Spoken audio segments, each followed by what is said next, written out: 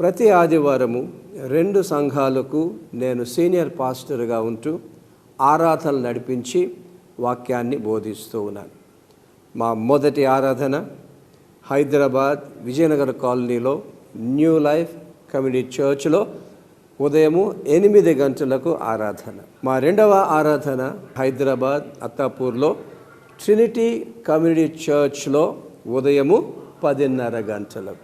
చక్కని సంఘాలు, వాక్యానుసారమైన ఆరాధన, అంతేకాకుండా స్పష్టమైన దేవుని వాక్యం, శక్తివంతమైన స్తుతి ఆరాధన, ప్రత్యేక ప్రార్థనలు, ప్రభువు బల్ల ఉంటాయి. ప్రియులరా, ఆరాధన అయిన తర్వాత ఎవరైతే ప్రార్థనలు కోరుతున్నారో వారి కొరకు ప్రత్యేకంగా నేను స్వయంగా ప్రార్థన చేస్తున్నాను. గనుక ప్రియులరా, మీ అందరినీ కూడా ప్రేమపూర్వకంగా ఆహ్వానిస్తున్నాను. రండి, ఈ ఆరాధనలో పాల్గొనండి, యేసు ప్రభు మాటలు వినండి, ప్రత్యేక ప్రార్థనలు చేయించుకొని అద్భుతంగా ఆశీర్వదింపబడండి.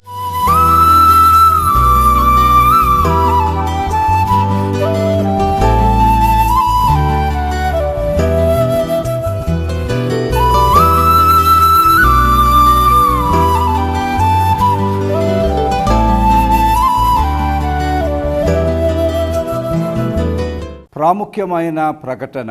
నా కుమారుడు డాక్టర్ ఏబి సుహాస్ మాసిలామణి ప్రపంచములోనే పేరుగాంచిన రోబోటిక్ నీ రీప్లేస్మెంట్ సర్జన్. మన దేశములోను అమెరికాలోను అత్యున్నతమైన ఆర్థోపెడిక్ విద్యను అభ్యసించి ప్రస్తుతం హైదరాబాదులో ఆర్థోపెడిక్ చికిత్సను అందిస్తున్నారు.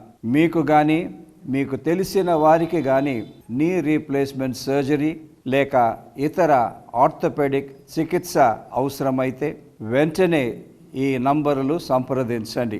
9100760257, 7989390074. రండి, పాల్గొనండి, దైవాశీస్సులు పొందండి.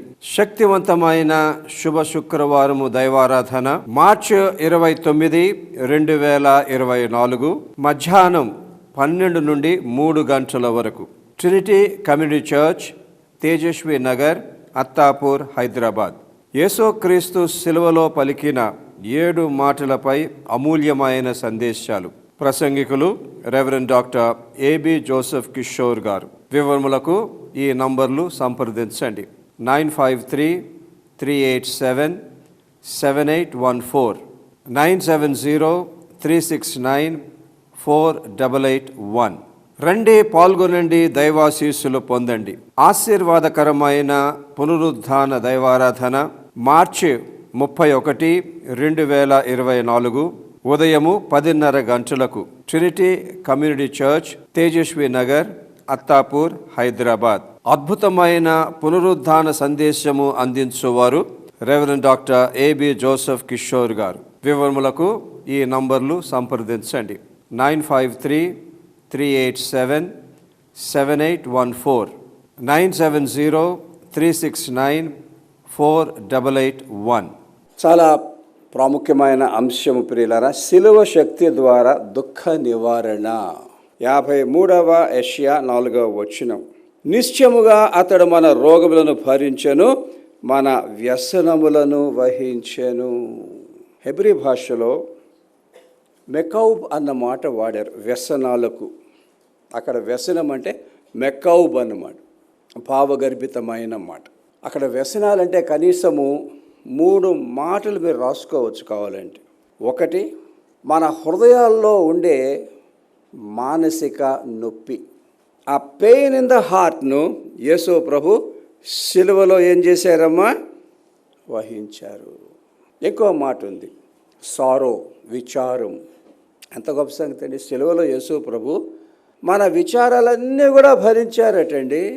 అక్కడ ఇంకో మాట ఉన్నది, మెకౌబ్ అంటే దుఃఖం, కన్నీళ్ళు. ఏంటి దుఃఖ నివారణ? ముఖ్యంగా అనుదిన క్రైస్తవ జీవితంలో మీరు నేను ముందుకు వెళుతూ ఉండగా ఏంటి ఈ నొప్పి, ఏంటి విచారం, ఏమిటి దుఃఖం?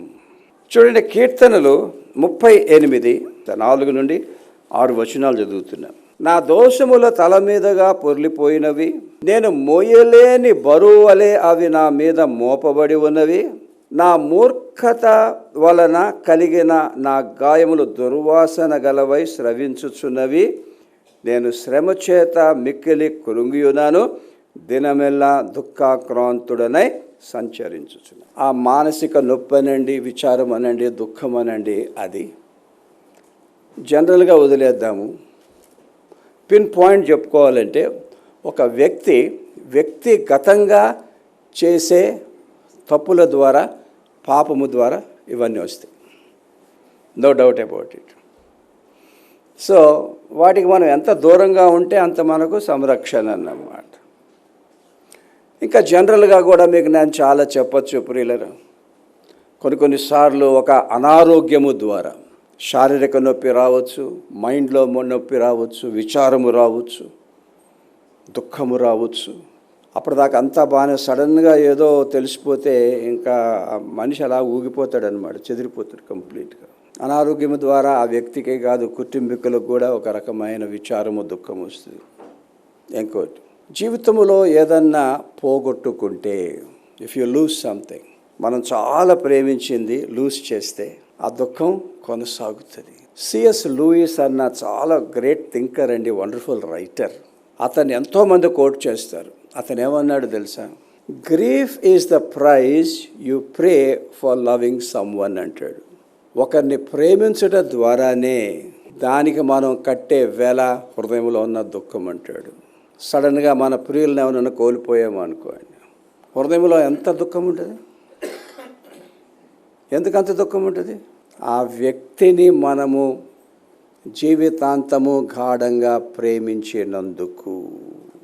ఎవరు నువ్వు ప్రేమించడం లేదు, ఇంట్లో ఎవరైనా కానివ్వండి, ఎనీ మెంబర్ కానివ్వండి, నువ్వు ప్రేమించడంలే, ఏదో నామకార్థంగానే పోదు. సడన్గా వాళ్ళు చచ్చిపోయారు అనుకోండి, ఏమైనా బాధెత్తదా? నథింగ్. సో ఎవరన్నా మరణించిన తర్వాత వారి గురించి నువ్వు ఇంకా దుఃఖపడుతున్నావు అంటే అర్థమేంటో తెలుసా? ఆ వ్యక్తి అంటే నీకు చాలా ప్రేమ అన్నమాట. నువ్వు పోవడమే బెటర్ అయిందిరా బాబు, నాకు రిలీజ్ వచ్చింది అనుకుంటే there is no love between those people. So నా భవిష్యత్ ఏంటి? నేను ఎంతెంతో ప్రార్థన చేస్తున్నాను, ఏదో అనుకుంటున్నాను, కానీ ఏది వర్కౌట్ అవ్వటం లేదా. ఎక్కడున్నానో నేను అక్కడే ఉన్నానే, ఏంటి నా ఫ్యూచర్ అని ఆలోచన చేసినప్పుడు కూడా మనసుకు చాలా నొప్పి, విచారము, బాధ, దుఃఖం కలుగుతుంది. ఇంకోటి, రిలేషన్షిప్స్. ప్రభు మనకిచ్చిన బాంధవ్యాలు సరిగ్గా లేకపోతే, అది ఏ బాంధవ్యమైనా కానివ్వండి, అందులో ఉండవలసిన ప్రేమలు, ఐక్యతలు, అనురాగాలు, ఆప్యాయతలు, సన్నిహితాలు లేకపోతే పీపుల్ గెట్ హర్ట్. మా ఇంటి వాళ్ళు అందరిని పట్టించుకుంటారు, నన్నే పట్టించుకోరంటే ఎంత బాధ అండి. నా భర్త అందరిని పట్టించుకుంటారు కానీ నన్నే పట్టించుకోవాలంటే ఎంత బాధ అండి. నా భార్య అందరినీ పట్టించుకుంటుంది కానీ నన్ను పట్టించుకోదంటే ఎలాగుంటుందండి. నా పిల్లలు పెద్దవారైపోయారు, వాళ్ళ లోకంలో వారే ఉన్నారు, తల్లిదండ్రులు పట్టించుకోవడం లేదంటే వారి మనసు ఏమవ్వాలి?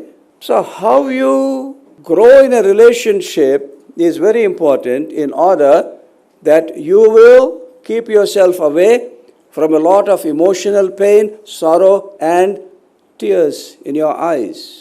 ఇంకోటి, ఏ ఆశీర్వాదం కొరకైతే ప్రార్థన చేస్తున్నాం అది రాకపోయినా కూడా మనసులో చాలా బాధ ఉంటుంది, హృదయంలో దుఃఖం ఉంటుంది, విచారం ఉంటుంది. అంటే మామూలు చిన్నవి వదిలేసాడు, పెద్దవి అడుగుతున్నాం. మనం అందరికీ కావాల్సినవి అడుగుతున్నాం, మామూలువే అడుగుతున్నాం. కొండ మీద కోతిని అడగటం లే, మనం మామూలుగా అందరికి ఇచ్చేవే నాకు ఇవ్వమంటున్నాం కానీ రాదు. ఎంత బాధ వేస్తుందండి. కొన్ని విషయాల్లో ఎప్పుడైతే మనం ఓడిపోతామో, we are bound to fail in life. Don't think everybody will have a victory every time you go out into the world. We all fail. అన్ని విషయాల్లో ఫెయిల్ చేస్తాం, మనం ఫెయిల్ అవుతాం. మరి అప్పుడు ఈ నొప్పి, బాధ, దుఃఖము అన్నది తప్పకుండా వస్తాయి ప్రియులారా. ఇంకోటి కూడా ఒంటరితనం. కొంతమంది ఇళ్లలో అందరూ ఉంటారు కానీ ఒంటరిగా ఉంటారు. కొంతమంది ఇళ్లలో ఎవరు ఉండరో ఆటోమేటిక్గా ఒంటరితనం వచ్చేస్తుంది. That's very painful. జీవానికి కళ్ళ ముందు జీవం ఉండాలి, ఎవరో ఉండాలి. ఏది లేదనుకోండి, వెరీ వెరీ సాడ్. అంతేకాకుండా జీవానికి ఏదో ఒక జీవిని ప్రేమించే పరిస్థితి ఉండాలి. సో అందుకే ఎవరన్నా ఎక్కువ ఒంటరిగా ఉంటే ఇంకా వేరే వ్యక్తి వచ్చే ప్రసక్తి లేదు కనుక వాళ్ళు ఏదో కుక్కనో పిల్లినో దచ్చుకుంటారు, లేకపోతే కనీసం గోడ మీద బల్లన్నా ఉంటుంది. ఇంకా ఒకటి ఎక్కువ మంది గమనించరండి, ఈ మానసిక నొప్పికి విచారానికి దుఃఖానికి కారణం ఏంటో తెలుసా? మన ఆత్మలకు దేవుడు దొరకవలసినంతగా దొరక్కపోతే నీలో ఉన్న ఆత్మ ఏడుస్తుంది. చాలామంది ఇది గమనించారు. అసలు వాళ్ళు ఆత్మ ఉందని తెలియదు చాలామందికి, ఉన్నదాన్ని ఏం చేయాలో తెలీదు. We have a soul. ఒక రోజు వచ్చింది దాన్ని అంటే నీ లైఫ్ని అందరితో కనెక్ట్ చేస్తున్నావు నువ్వు. కానీ ఒక రోజు వచ్చిందంటే నీ ఆత్మను దేవునితో కనెక్ట్ చేయకపోతే ఏమవుతుంది? రోజంతా ఆత్మ ఏడుస్తుంది లోపలుండి, మనకు తెలియదు.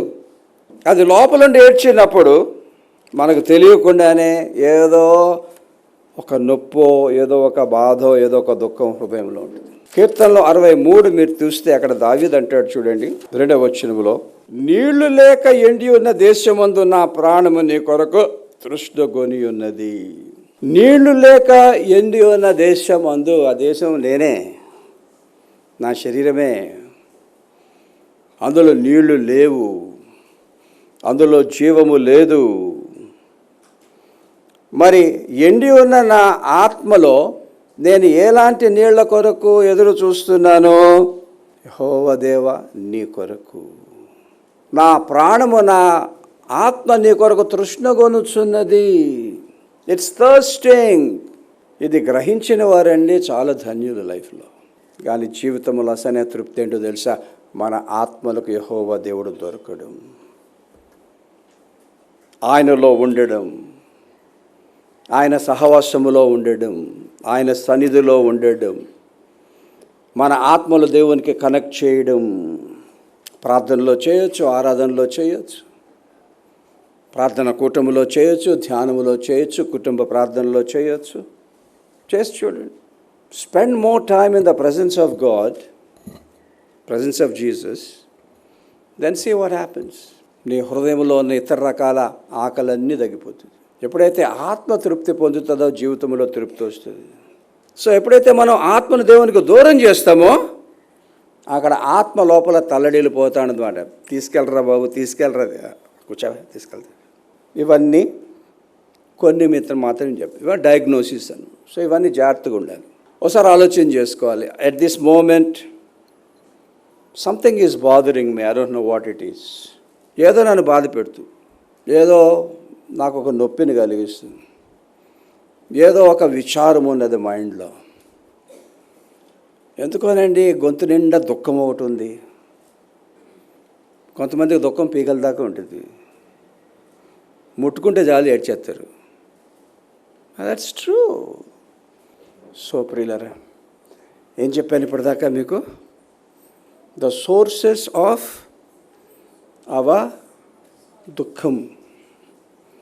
Now let's talk about the consequences of our sorrow.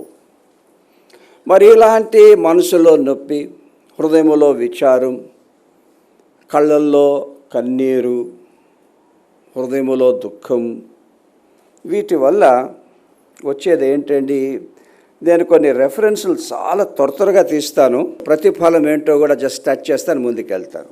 వాక్యానుసారంగా చూస్తే ప్రియులరా, ఈ దుఃఖము అన్నది మనల్ని బలహీనపరుస్తుంది. కీర్తనలు 38:17 వచనము, నేను పడబోవచ్చున్నట్లున్నాను, నా మనో దుఃఖము నన్నెన్నడును విడవదు.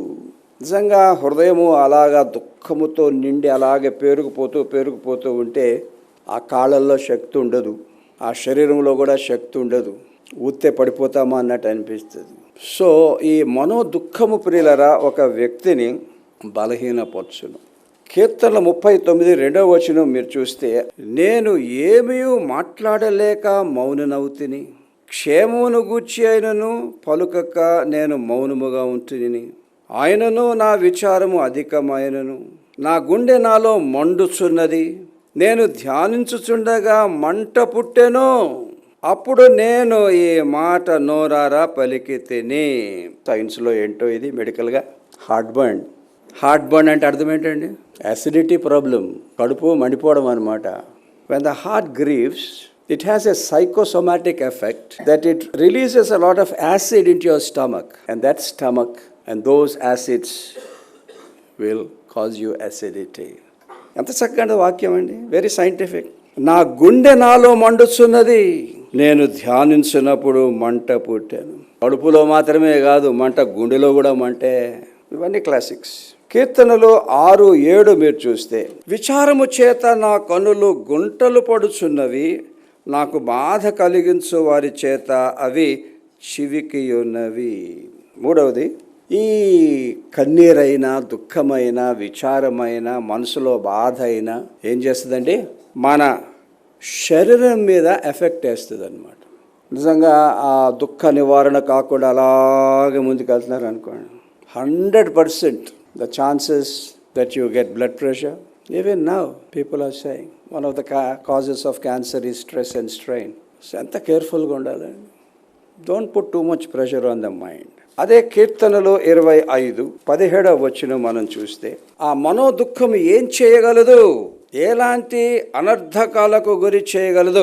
నా హృదయ వేదనలు అతి విస్తారములు, ఇక్కట్టులో నుండి నన్ను విడిపింపుము.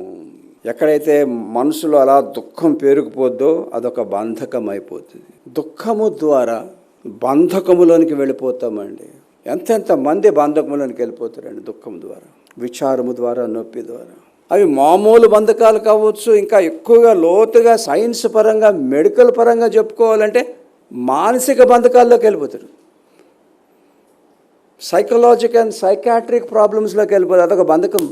ఒకసారి వెళ్ళిపోయిన తర్వాత బయటకు రావడం చాలా చాలా కష్టం. ఇంకొకటి చూద్దాము. కీర్తనలు 55:4 మీరు చూస్తే, నా గుండె నాలో వేదన పడుచున్నది, మరణ భయము నాలో పుట్టుచున్నది. ఎక్కడైతే ఈ మానసిక నొప్పి, విచారం, భారమైన దుఃఖం ఉంటుందో అది తప్పకుండా మరణ భయానికి దారితీస్తుందండి. Fear of death. All these things are very classic. ఇవన్నీ ఎందుకు చెప్తున్నామండి? హృదయంలో ఉన్న దుఃఖాన్ని నివారణ చేసుకోవడానికి. చేసుకోకపోతే ఇవన్నీ వచ్చేస్తాయి. ఇంకా చెప్పకపోతే, హృదయంలో దుఃఖం ఉంటే అది మన సంతోషాన్ని దొంగిలిస్తుంది, మన శాంతిని దొంగిలిస్తుంది, జీవితాన్ని ఒక రకమైన చీకటితో నింపేస్తుంది, మనసులో ఉన్న ఆ నెమ్మది తీసేస్తుంది. ఏమైపోద్దంటే అదొక బంధకం అయిపోయినప్పుడు అది అలాగ వెళ్ళిపోతూ ఉంటుంది. కొన్నిసార్లు అలాగ పైకి వచ్చి అలాగ అందరితో చక్కగా నవ్వుతాం, అంతా బాగుంది. మళ్ళీ కొంచెం లోపలికి వెళ్ళిపోతే మళ్ళీ అంతా వచ్చేసి కమ్మేస్తుంది మళ్ళీ వచ్చి. సో ప్రియులరా, దుఃఖము ఎలాగొస్తుందో చూసాం, దుఃఖము ద్వారా వచ్చే అనర్థకాలు చూసాం. ఇప్పుడు దుఃఖాన్ని ఎలాగా నివారించుకోవాలి, దుఃఖ నివారణ ఎలా పొందాలి? అందుకే యెషయా 53:4 వచనంలో, నిశ్చయముగా అతడు నా రోగములను భరించాను, నా వ్యసనములను వహించాను. అతడు అంటే యేసుక్రీస్తు. శిలువలో ఏం భరించారండి? చాలాసార్లు మన పాపాలు భరించారంటాం, ఎస్. కానీ శిలువలో యేసు ప్రభు మన వ్యసనములను కూడా భరించారు. ఆ మైండ్లో ఉన్న నొప్పిని, హృదయంలో ఉన్న ఆ విచారాన్ని, గుండెల్లో ఉన్న ఆ దుఃఖాన్ని ఎప్పుడైతే శిలువలో యేసు ప్రభు పాప ప్రాయశ్చిత్తం చేశారో, ఎన్నో రకాల విడుదలను ఆయన అమల్లోకి తీసుకొచ్చారు. అట్టి విడుదలలో ఒకటేంటంటే దుఃఖ నివారణ. ఎందుకు? ఆయన శిలువ మీద మన వ్యసనములను భరించారు గనుక. శిలువలో ఆయన చేసిన పాప ప్రాయశ్చిత్తము ద్వారా ఆ వ్యసనములో ఉన్న శక్తిని హతమార్చారు. హృదయంలో ఉన్న దుఃఖము శిలువ శక్తి ద్వారా హతమార్చబడకపోతే ఆ దుఃఖం ఎప్పుడు పోదు, అలాగే ఉంటుంది. So we are so blessed. ఈరోజు మనం శిలువను ధ్యానిస్తూ ఉన్నాం. ఆ శిలువ ద్వారా యేసు ప్రభు మన వ్యసనములను భరించానండి. ఆ శిలువ శక్తి వినండి, ఒకవైపు దుఃఖ నివారణ ఇస్తుంది, మరోవైపు ఆ శిలువ శక్తే గాయపడిన హృదయాన్ని స్వస్థపరుస్తుంది. That's more important. 2 వాగ్దానాలు ఇచ్చి ప్రార్థన చేసుకుందాం. కీర్తనలు 34:18 వచనం, విరిగిన హృదయము గల వారికి యెహోవా ఆసన్నుడు, నలిగిన మనస్సు గలవారిని ఆయన రక్షించు. ఎవరి హృదయమైనా విరిగి ఉంటే, అందులో నొప్పి ఉంటే, అందులో విచారం ఉంటే, అందులో దుఃఖం ఉంటే, అట్టి వారికి యెహోవా ఆసన్నుడు, అట్టి వారిని ఆయన రక్షించును. ఇంకో రెఫరెన్స్ తీసుకోండి, ఇర్మియా 31:13.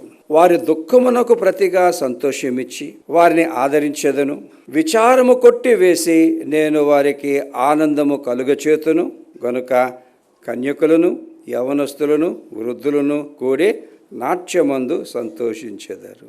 ఎస్, ఆ దుఃఖాన్ని తొలగించి నేను సంతోషాన్ని ఇస్తాను, ఆ విచారాన్ని తొలగించి నేను ఆనందాన్ని ఇస్తాను. అయితే మనము చేయవలసిన పని ఒకటి ఉంది, అది ఇప్పుడు మనం ప్రార్థనలో మనం చేద్దాము. ప్రతి ప్రార్థనలో ఈ పని చేయండి మీరు. In every prayer do this, not only now. Philippi 4:6. దేని గూర్చియు చింతపడకుడి గాని ప్రతి విషయములోనూ ప్రార్థన విజ్ఞాపనలు చేత కృతజ్ఞతాపూర్వకముగా మీ విన్నపములు దేవునికి తెలియజేయడి, అప్పుడు సమస్త జ్ఞానమునకు మించిన దేవుని సమాధానము యేసుక్రీస్తు వలన మీ హృదయములకును మీ తలంపులకును కావలి ఉండును. దీన్ని మీకు వివరించాలంటే ప్రతి ప్రార్థనలో ఏం చేయాలి అని అంటే, దేని గురించి చింతపడకుండా ప్రార్థన చేయాలి, విజ్ఞాపన చేయాలి, కృతజ్ఞత చేయాలి. చిన్న ప్రార్థన చేయాలి. ప్రభువా, నాలో ఉన్న దుఃఖాన్ని నీవు తీసివేయి, నాలో ఉన్న ఆ విచారాన్ని నీవు తీసివేయి, నా మనసులో ఉన్న నొప్పిని నీవు తీసివేయి నీ శిలువ శక్తి ద్వారా. వీటిని నేను మోయలేను, ఇంకా నీ మీదకి నేను బదిలీ చేస్తున్నాను. I'm transferring all those things to. ఎందుకంటే సిలువలో వహించావు కదా, ఇప్పుడు వహిస్తావు. ఆయన సిలువలో మన వ్యసనములను వహించాను, ఇప్పటికీ వహిస్తారు. ట్రాన్స్ఫర్ ఇట్, ప్రార్థన చేసి ట్రాన్స్ఫర్ ఇట్. నేను ట్రాన్స్ఫర్ చేస్తున్నాను అని మీరు మనసులో అండం మాత్రమా కాకుండా యాక్చువల్లీ ట్రాన్స్ఫర్ చేసేసి మర్చిపోండి అంతే. అప్పుడేమవుతుంది? సమస్త జ్ఞానమునకు మించు దేవుని సమాధానము మీ తలంపులకు హృదయములకు కావాలి. దుఃఖ నివారణ అవుతుందని. ఒకడు మంచి విశ్వాసి, దేవుడు వాడికి 2 పెట్టెలు ఇచ్చారంట. అరే బాబు, నల్ల పెట్టి తెల్ల పెట్టి, ఏ రోజు వచ్చినా ఏదైనా సరే నీ దుఃఖాలన్నీ నల్లపెట్టెలో వేయి, నీ సంతోషాలన్నీ తెల్లపెట్టెలో వేయి. వీడు ఇలాగే చేస్తున్నాడు. కొంతకాలం అయిన తర్వాత 2 పెట్టెలను గమనించాడు. ఈ తెల్ల పెట్టేమో చాలా బరువుగా ఉంది, నల్ల పెట్టేమో ముందున్నట్టే తేలిగ్గా ఉంది. అందులో ఎన్ని విచారాలు వేసినా. అప్పుడు దేవుని దగ్గరికి వెళ్ళి అన్నాడంట, ప్రభువా, తెల్లపెట్టెలో సంతోషాలన్నీ ఉన్నాయి కానీ నల్లపెట్టెలో నేను వేసిన దుఃఖం ఒకటి లేదు. ఏమైందో తెలుసారా? నీ దుఃఖ నివారణ కొరకు నువ్వు రోజు ప్రార్థన చేస్తున్నావు కదా, నీ నల్లపెట్టె కింద ఒక కన్నం ఉంది, అవి జారుకుంటూ నా దగ్గరికి వచ్చేస్తున్నాయి. నీ సంతోషాలా అవి అలాగే ఉంటాయి, ఎప్పుడన్నా నువ్వు తోడుకోవచ్చు అంటూ ప్రభు చెప్పారన్నమాట. సో ప్రియులరా, ప్రార్థన పూర్వకంగా ఎప్పుడైతే మనం ట్రాన్స్ఫర్ చేస్తామో అవి తొలగిపోతాయి, మళ్ళా కనబడు. కానీ సంతోషాలు మాత్రము జీవితాంతం అలా కొనసాగుతాయి. నిలబడండి, ప్రార్థన చేసుకుందాం. సర్వోన్నతుడా, సర్వాధికారి, త్రియేక యెహోవా దేవ, మహిమ ఘనత నీకే కలుగునుగాక.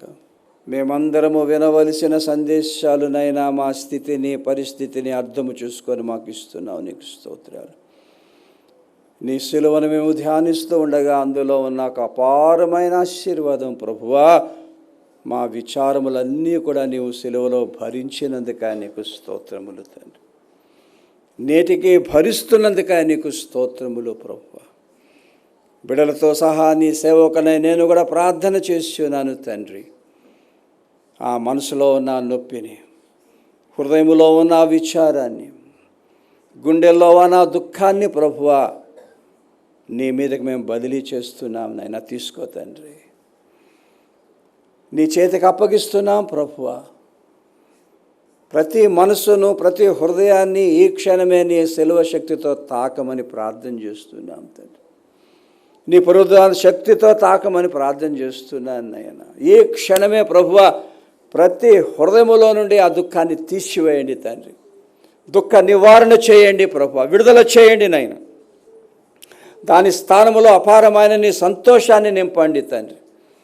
నీ ఆదరణ నింపండి ప్రభువా, నీ శాంతిని నింపండి, నీ నెమ్మదిని నింపండి తండ్రి. ఇంటికి వెళ్ళినప్పుడు హృదయాలు తేలిక చేయండి ప్రభువా. గతాన్ని గురించి ఆలోచన చేయకుండా, సమస్యల గురించి ఆలోచన చేయకుండా, ఏది ఉందో ఏది లేదో బాధపడకుండా ఇచ్చిన జీవితాన్ని ఆస్వాదించి నీవిచ్చిన ఆశీర్వాదాలను బట్టి కృతజ్ఞతాస్తుతులు చెల్లించవచ్చు. సంతోషంగా ముందుకు సాగిపోవటకు సహాయం చేయమని ప్రార్థన చేస్తున్నాం ప్రభు. ఏ కుటుంబానికి అవసరం ఉందో తీర్చండి తండ్రి. ఏ సమస్య ఉందో పరిష్కారము చేయండి ప్రభు. ఏ దీవెన కొరకైతే బిడలు కనిపెడుతున్నారా దీవెనలు విడుదల చేయండి నైనా.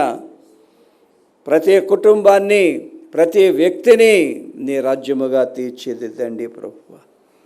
ఏదేదైనప్పటికీ తండ్రి, నీ యందు మా హృదయాలకు నైనా సదాకాలము సంతోషాన్ని, సమాధానాన్ని, తృప్తిని, సంతృప్తిని, ఆదరణ దయచేసి జీవితంలో సంతోషంగా ముందుకెళ్లే భాగ్యం అందరికి అనుగ్రహించమని ఈ ప్రార్థన మా ప్రభు అయిన యేసుక్రీస్తు పేరట అడుగుతున్నాం తండ్రి.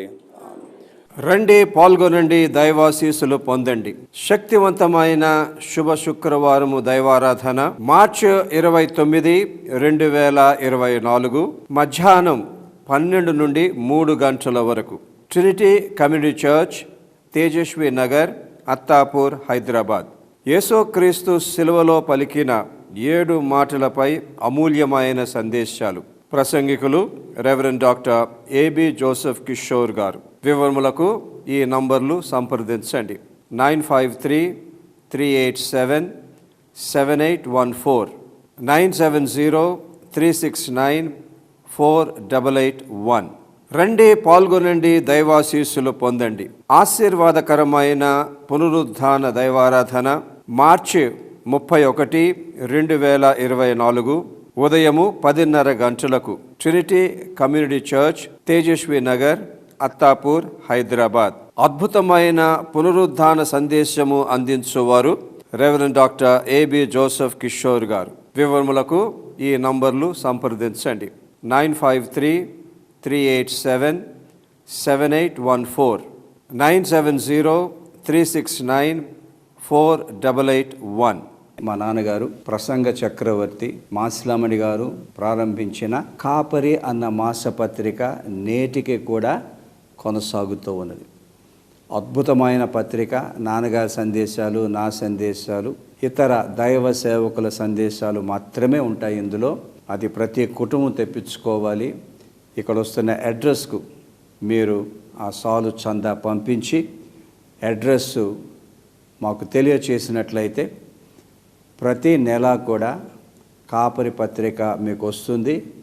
అది మీరు చదవండి. విశ్వాసములో, ఆధ్యాత్మిక జీవితంలో అద్భుతముగా ఎదగండి. ప్రియులారా, ప్రస్తుతము నేను 5 భాషల్లో టెలివిజన్లో కార్యక్రమాలు ఇస్తూ ఉన్నాను. English, Telugu, Malayalam, Hindi and Tamil. చాలా ఖర్చుతో కూడింది. నాకు సహాయం చేయండి. శ్రేష్టమైన సందేశాలు, వాక్యానుసారమైన సందేశాలు యేసుక్రీస్తు నేను బోధిస్తున్నాను. మరి ఈ కార్యక్రమాలు పెంపొందించుటకు, కార్యక్రమాల కొరకు నా కొరకు ప్రార్థన చేయండి. ఎవరైనా ఒక కార్యక్రమాన్ని స్పాన్సర్ చేయాలంటే కూడా ఇక్కడ వస్తున్న నంబర్ కాల్ చేసి స్పాన్సర్ చేయండి. మీ కానుకలు పంపించుటకు ఇక్కడ వస్తున్న QR కోడ్ మీరు మీ సెల్ ఫోన్స్లో ఆ ఫోటో తీసుకోండి. దాని ద్వారా సునాయాసంగా పంపించగలుగుతారు. ఆన్లైన్లో పంపాలంటే ఇక్కడ వస్తున్న సమాచారము దయచేసి మీరు నోట్ చేసుకోండి. ఆన్లైన్లో కూడా కానుకలు పంపించవచ్చు. ఎవరైనా మనీ ఆర్డర్ పంపాలా లేకపోతే చెక్కు పంపాలి అని అంటే ఇక్కడ వస్తున్న అడ్రస్ మీరు నోట్ చేసుకొని దానికి మీరు పంపించవలసిందిగా కోరుతూ ఉన్నాను. ప్రియులరా, మరి ఈ చివరి దినాల్లో నిజమైన సువార్త, యేసు ప్రభువును, ఆయన రక్షణను, ఆయన శిష్యరికాన్ని బోధించడం కన్నా వేరొక ఆశీర్వాదం ఇంకోటి ఉండదు. మరి ఆ రకంగా ఈ కార్యక్రమాల్లో మీరు పాల్గొన్నందుకు యేసు ప్రభు మిమ్మును, మీ కుటుంబాన్ని సమృద్ధిగా ఆశీర్వదిస్తారు. ఆశీర్వాదం చెప్తున్నాను. ఇప్పుడు మన తండ్రి అయిన దేవుని ప్రేమ, ప్రభు అయిన యేసుక్రీస్తు కృప, పరిశుద్ధాత్మ దేవుని అన్యోన్య సహవాసం, వాక్యం విన్న వారందరికీ, సమృద్ధి వాక్యం కార్యక్రమాలకి, ప్రభు సేవంతరికి సదాకాలము తోడుగొనుగాక. ఆమేన్.